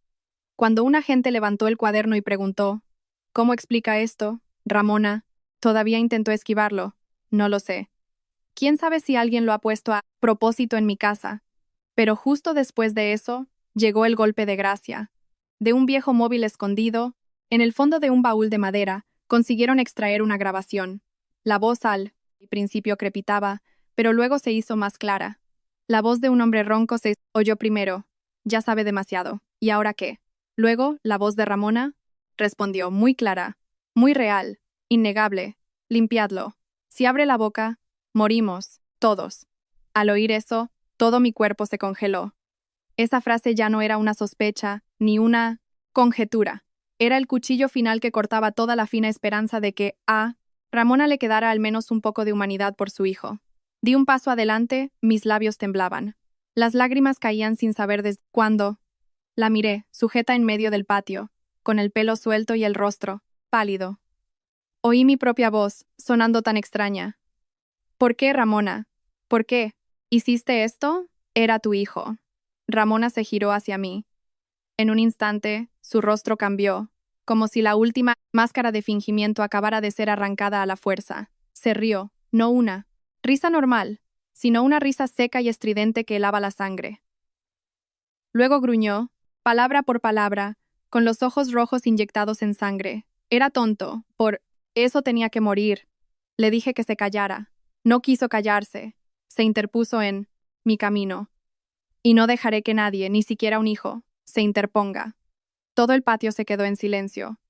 Los vecinos que estaban fuera de la verja, que antes cuchicheaban, ahora estaban boquiabiertos de miedo. Un joven policía que estaba a mi lado apretó los puños hasta que se le marcaron las venas. Julián, que acababa de ser llamado para identificar pruebas, apartó la cara, con los ojos enrojecidos. Nadie podía imaginarlo, nadie quería creerlo. La mujer, que a diario parecía dura por la pobreza, por sentir que su hijo no era agradecido, podía pronunciar esas palabras sobre el hijo que ella misma había dado a luz. Adrián se puso a mi lado. Su voz era baja y grave. Mateo no murió en vano. Hoy, todo ha quedado claro. No pude responder. Solo me quedé allí, mirando a la mujer que tenía delante. La persona que una vez me llamó nuera, que comió en la misma mesa que yo, que fingió llorar histéricamente junto al ataúd de Mateo. Resulta que el criminal más cruel no es un extraño en la calle, sino alguien dentro de casa. Alguien a quien Mateo una vez llamó mamá.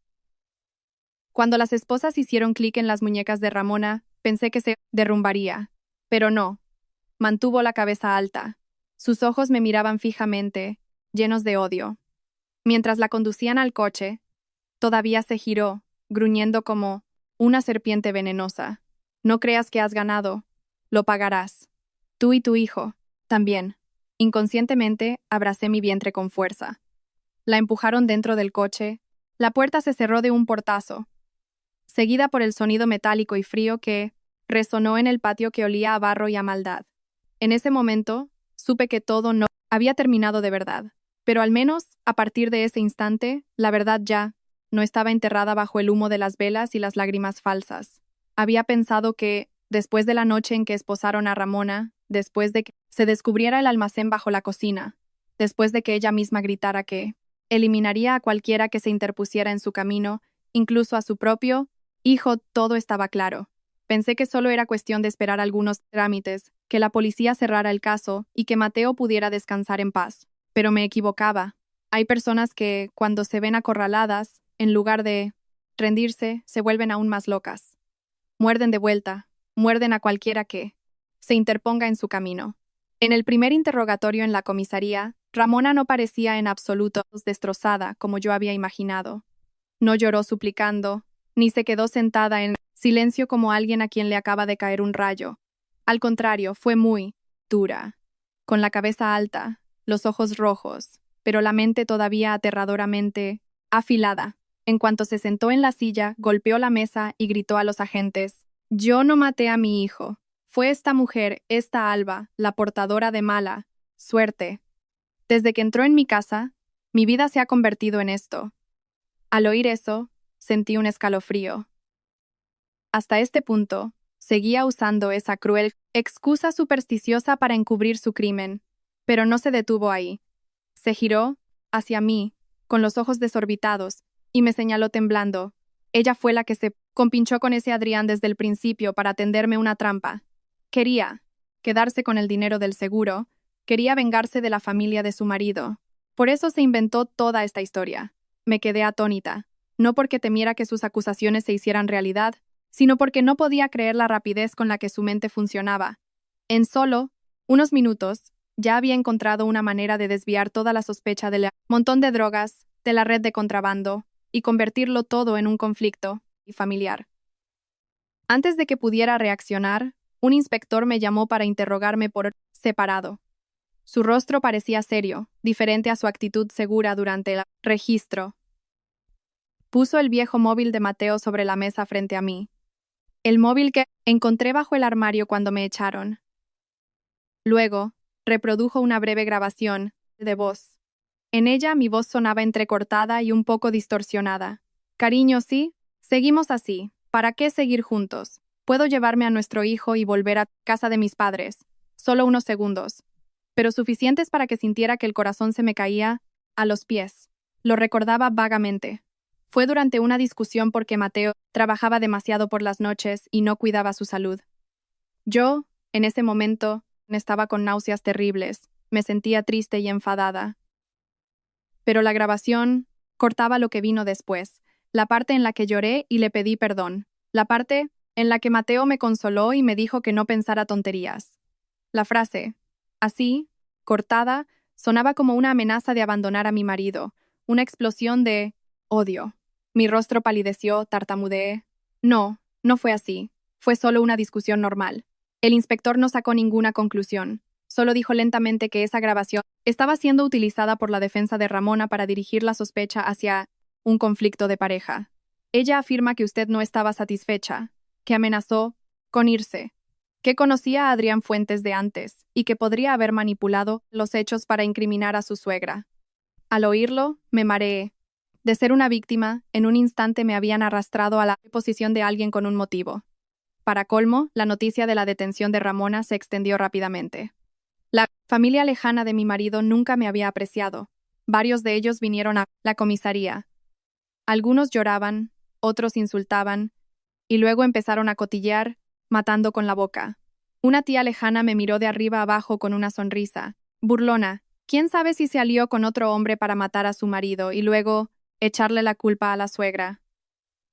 Un tío incluso dijo en voz alta, las nueras de hoy en día son muy astutas, solo parecen inocentes. Cada palabra era como sal en una herida abierta. Sentía un dolor agudo en el pecho, pero fue entonces cuando me di cuenta de lo hábil que era Ramona. Sabía que si el caso se trataba como un asunto de narcotráfico, le sería difícil librarse. Así que deliberadamente lo desvió hacia los celos, el dinero del seguro, el conflicto entre suegra y nuera, para enturbiar las aguas. Apreté los puños hasta que se pusieron blancos, a punto de dar un paso adelante, para discutir, pero Adrián me sujetó suavemente del codo. Susurró. Es suficiente para que yo lo oiga. Tranquila. Está intentando convertir un caso de narcotráfico en un caso familiar para ocultar las pruebas. Esa frase fue como un jarro de agua fría que me cayó encima. Me quedé quieta, aparté la cara y me tragué la opresión que sentía en el pecho. Si en ese momento me hubiera puesto a discutir en medio de la multitud, probablemente habría caído de lleno en la trampa que ella había preparado. Los días siguientes, la policía no pudo llegar a una conclusión inmediata. El caso era demasiado complejo, demasiados eslabones. Necesitaban cotejar las pruebas, los registros de viaje, los flujos de dinero, el testimonio de cada persona, incluidas las grabaciones de voz y los datos del móvil. Me pidieron que colaborara más a fondo, que recordara cada pequeño detalle en torno al momento de la muerte de Mateo, cada rareza de Ramona, cada persona que había ido a casa, cada gesto extraño que antes había considerado trivial. Empecé a entender. Una mujer como Ramona no era temible por su maldad evidente, sino porque incluso en el borde del abismo, todavía tenía la suficiente lucidez para morder de vuelta, sembrar la duda, confundir a los demás y arrastrar a todos al caos. Esa noche, cuando acababa de salir de la comisaría con un inspector, mi cuerpo estaba agotado, como si toda mi energía se hubiera esfumado. Vi a una mujer de pie bajo un árbol frondoso al otro lado de la calle. Llevaba mascarilla, una chaqueta holgada y no dejaba de mirarme. Adrián, por instinto, se adelantó para protegerme, pero la mujer se bajó rápidamente la mascarilla y dijo en voz baja, no he venido a crear problemas. Su rostro estaba pálido, con ojeras oscuras como si no hubiera dormido en días. Me miró directamente a los ojos. Su voz era ronca pero clara. Me llamo Clara. Mendoza. Nunca había oído ese nombre. Iba a preguntar, pero ella ya agarraba con fuerza la correa de su bolso, bajando de nuevo la voz. Cada palabra cayendo como una piedra. Si quieres saber lo que realmente pasó la noche que murió Mateo, yo tengo esto. Hizo una pausa. Sus labios temblaban. Sus ojos me miraban con una expresión difícil de descifrar, entre el miedo y el tormento de algo terrible. Pero después de verlo, quizás ya no sea capaz de soportarlo. Esa noche apenas pude dormir. La frase de Clara se repetía en mi cabeza como una sierra desafilada arañando una herida ya abierta. Después de verlo, quizás ya no sea capaz de soportarlo. No sabía hasta qué punto una mujer tenía que presenciar algo para que se considerara insoportable. Ya había visto a mi marido muerto. Había sido forzada por mi suegra a abortar. Me habían echado a la calle. Había oído con mis propios oídos cómo ella admitía estar dispuesta a sacrificar a su hijo. Pensaba que ya no me quedaba nada por perder. Pero en el fondo de mi corazón todavía sentía miedo.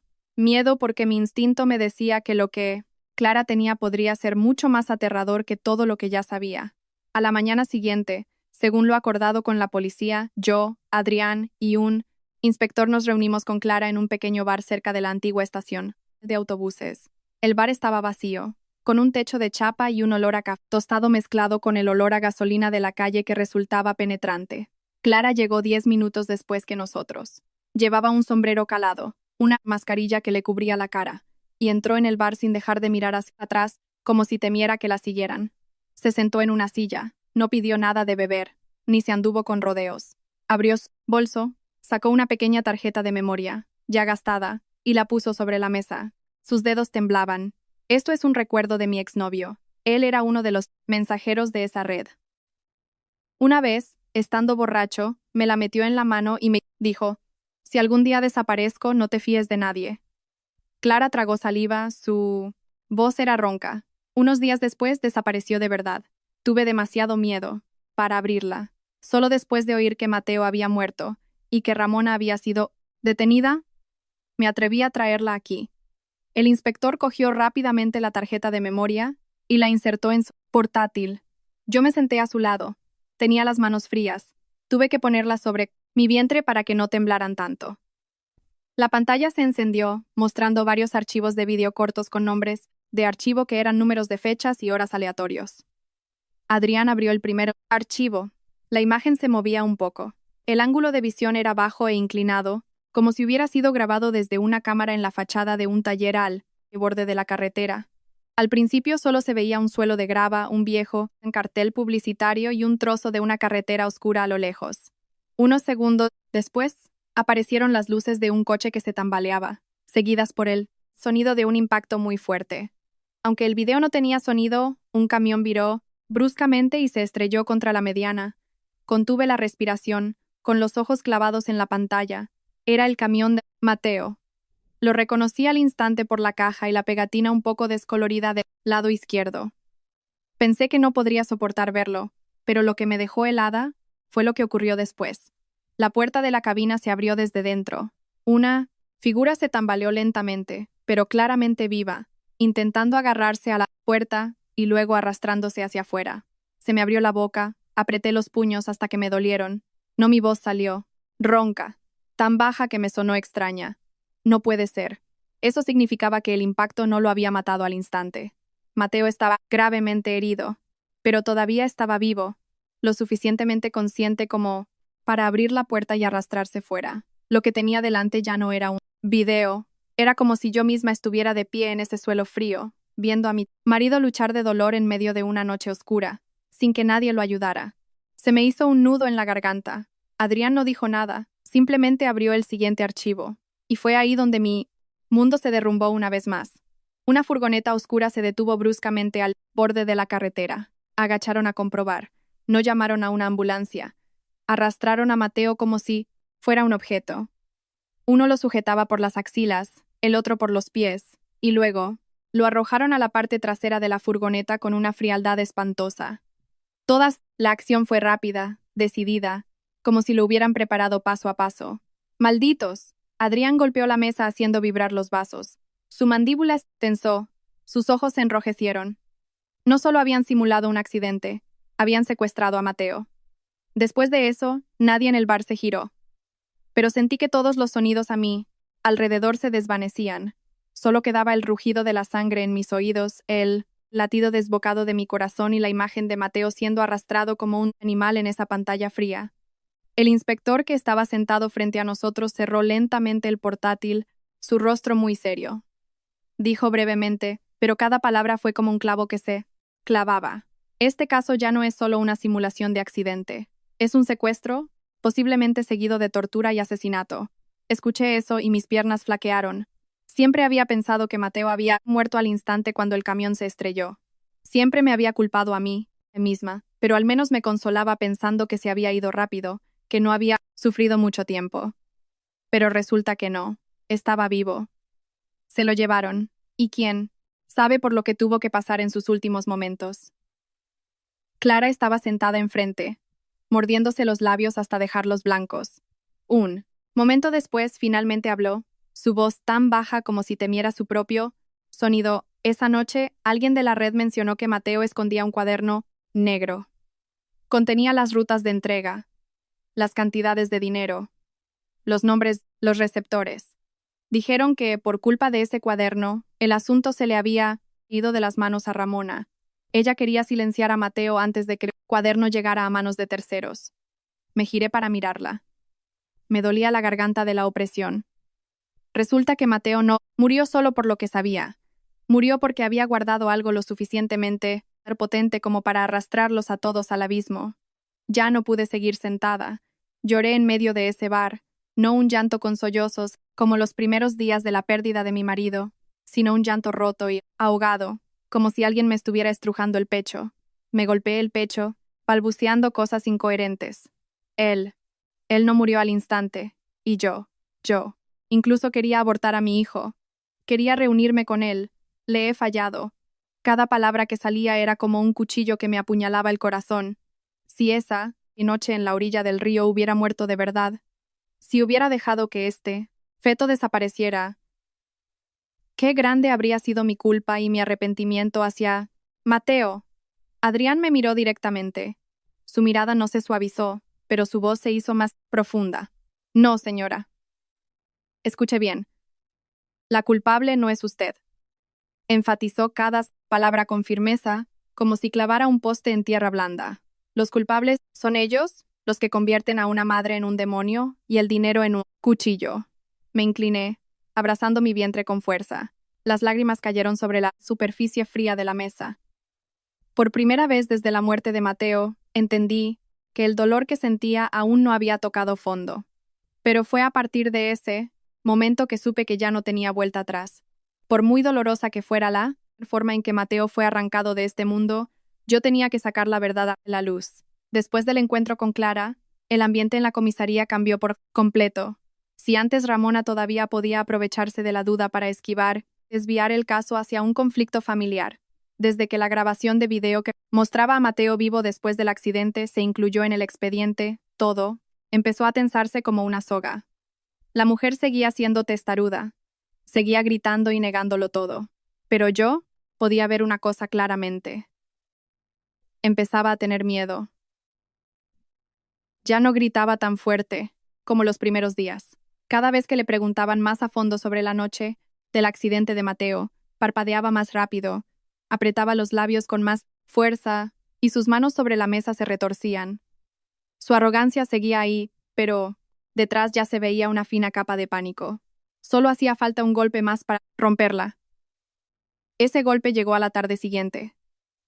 Estaba sentada en la sala de espera.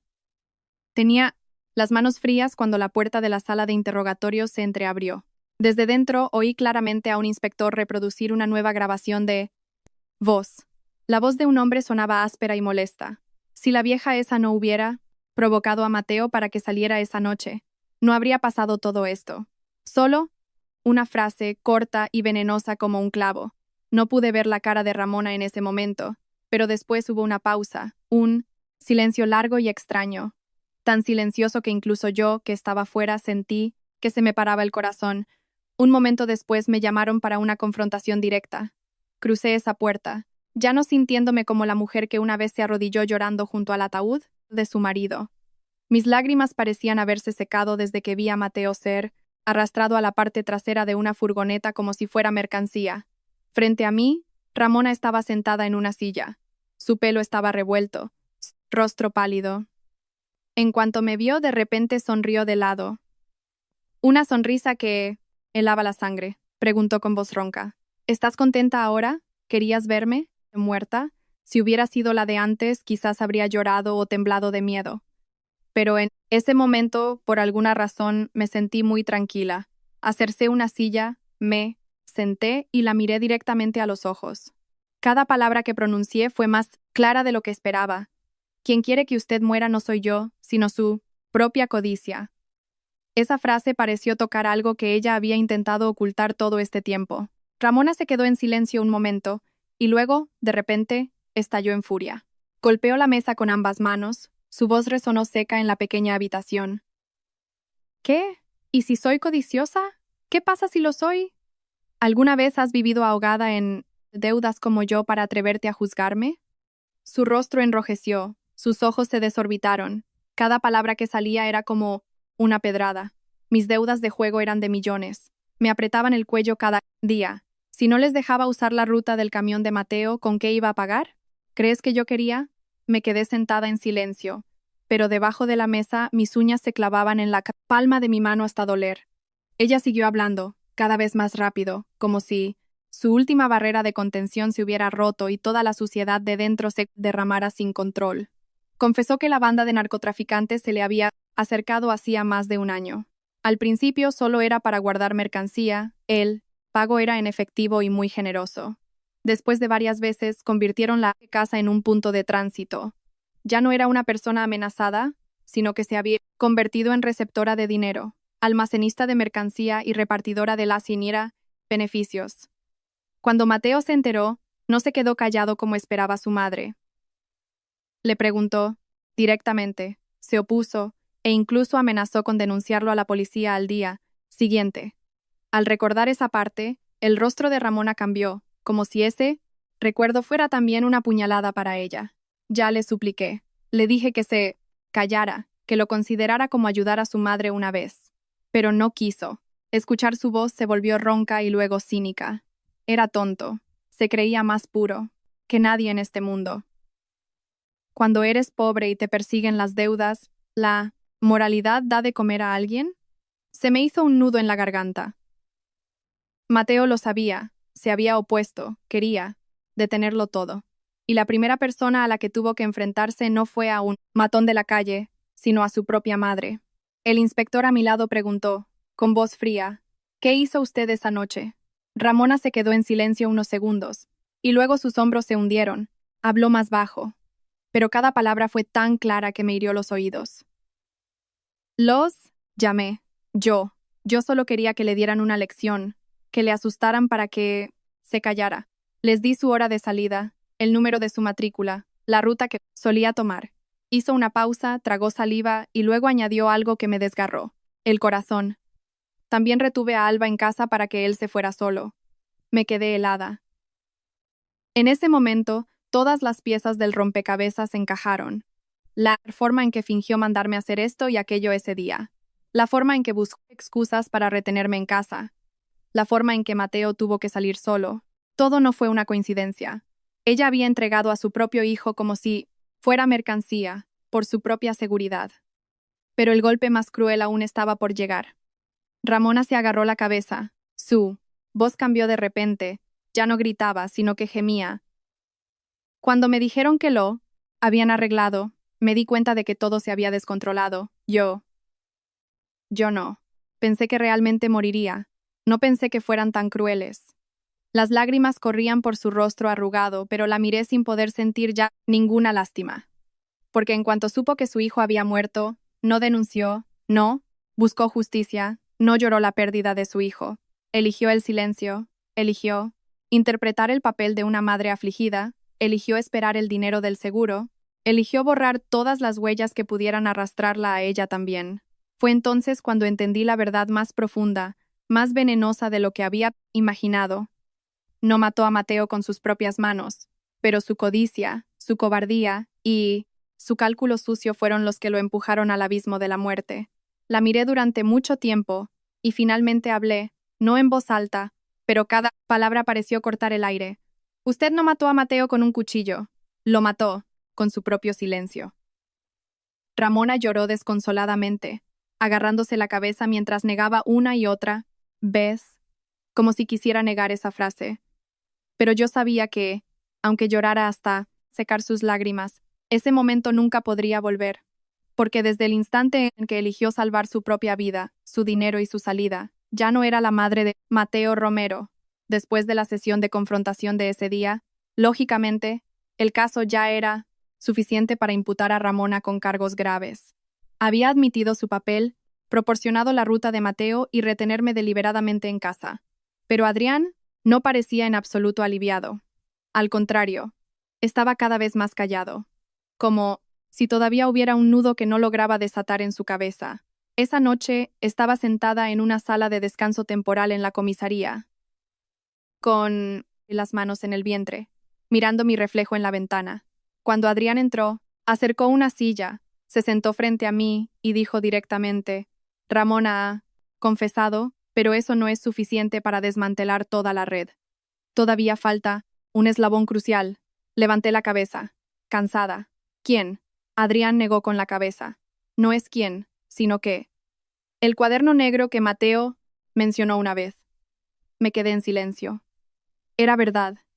En la historia de Clara se mencionaba que buscaban un cuaderno con rutas, dinero y nombres de receptores. Ese objeto fue la razón por la que secuestraron a Mateo después del accidente. Sin él, los cabecillas aún podrían culpar de todo a Ramona y a algunos mensajeros, y lavarse las manos. Pero si se encontraba ese cuaderno, toda esa sucia telaraña desmoronaría. Bajé la cabeza, intentando recordar, pero cuanto más lo intentaba, más me dolía la cabeza. Un momento después, un pequeño detalle apareció de repente en mi mente como un destello de luz. Unos días antes de morir, Mateo había sacado una vieja cuna de madera de un rincón de la habitación. Era una cuna heredada de un primo. Le dije que ya era muy vieja, que ya la arreglaríamos después del parto, pero ese día insistió en sacarla, y se pasó toda la tarde clavando y reparándola. Incluso bromeé con él mientras doblaba la ropa. Cariño, todavía faltan unos meses para que nazca. ¿Por qué tanta prisa? Él solo sonrió sin responder y volvió a su trabajo. Al recordar eso, mi corazón se aceleró. Miré a Adrián de golpe. La cuna. Él frunció el ceño. ¿Qué cuna? Le conté lo que había pasado, incluyendo su extraña actitud silenciosa ese día. Adrián escuchó, se quedó en silencio unos segundos y luego se levantó. Rápidamente. Podría ser. A la mañana siguiente, pedí permiso para volver a la antigua casa. La casa estaba parcialmente precintada, pero nuestra habitación y algunas pertenencias personales de Mateo no habían sido registradas con tanto detalle. Al entrar en la que fue nuestra habitación, sentí un dolor en el corazón. Todo seguía allí, solo que en silencio. La chaqueta que solía colgar detrás de la puerta, la taza de esmalte con el borde desportillado que usaba para el té, el ventilador, ruidoso que había prometido cambiar después de que naciera nuestro hijo. Me paré en medio de la habitación. Se me hizo un nudo en la garganta, pero no había tiempo para derrumbarse. Yo y un agente revisamos cada rincón, cada cajón, cada tabla del suelo, cada pared. Pasaron varias horas sin resultado, solo ropa, vieja, recibos de gasolina y algunos cuadernos de gastos. Cerca del mediodía, cuando yo misma empezaba a perder la esperanza, Adrián, que estaba agachado junto a la cuna de madera, se detuvo de repente. Se inclinó, usando la punta de sus dedos para golpear el fondo de la cuna. El sonido no era uniforme, había una parte sólida, y otra que sonaba un poco más hueca. Levantó la cabeza, me miró, sus ojos brillaban con tensión. Señora Alba, venga. Me acerqué. Mi corazón latía con fuerza. Tal como él sospechaba, debajo del fondo de la cuna había una fina capa de madera, colocada con mucho esmero. Si no, se prestaba atención y se golpeaba. Casi nadie se habría dado cuenta. Varios agentes, con cuidado, levantaron esa capa de madera. En cuanto la tabla se levantó, vi una bolsa de plástico bien envuelta en su interior. Adrián, ya con guantes, sacó el contenido. Primero, un pequeño USB resistente al agua. Segundo, varias hojas de papel dobladas en 4. Y por último, una fina hoja de papel manuscrita. En cuanto vi la letra inclinada que conocía, me flaquearon las rodillas. Abrí el papel. Mis manos temblaban tanto que me costaba leer. Alba, si lees esto, significa que ya no volveré a casa. No busques venganza. Deja que nuestro hijo viva una vida limpia. Solo eso, sin quejas, sin maldiciones, sin mencionar siquiera cómo había muerto. Seguía siendo el Mateo que conocía. Incluso pensando que quizás no volvería, solo pensaba en su mujer y en su hijo.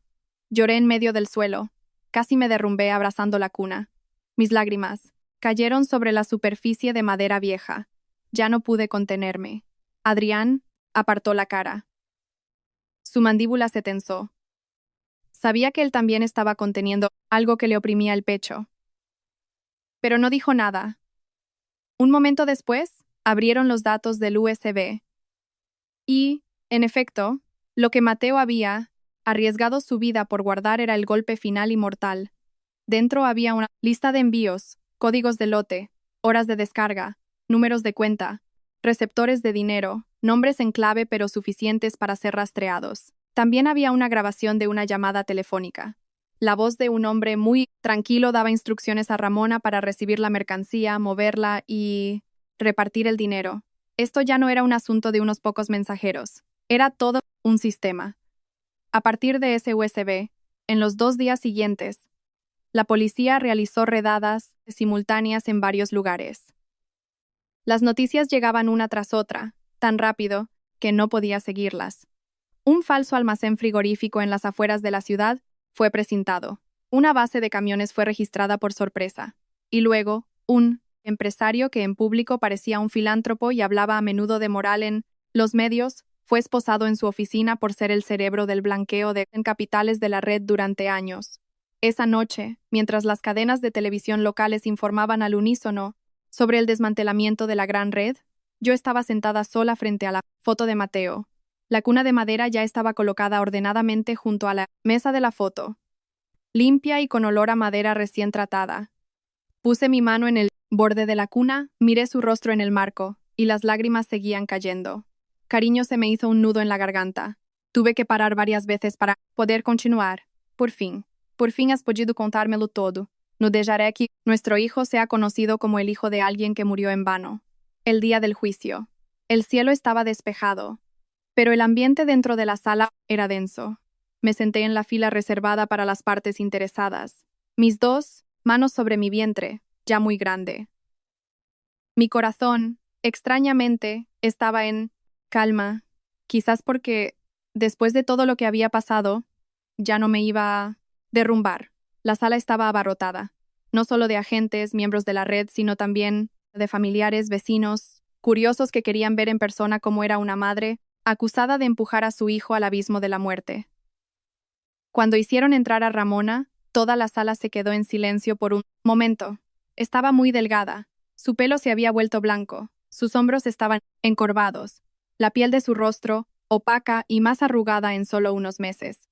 La mujer que una vez se paró en medio del patio, señalándome, insultándome, la que había gruñido que eliminaría a cualquiera que se interpusiera en su camino, ahora parecía tan patética. Pero no sentí lástima. Al verla, solo recordaba la cara de Mateo en la pantalla de la cámara de seguridad. Recordaba cómo lo arrastraron a la furgoneta, recordaba la cuna de madera y la nota que dejó. Ay, heridas que no se curan solo porque el culpable parezca estar sufriendo.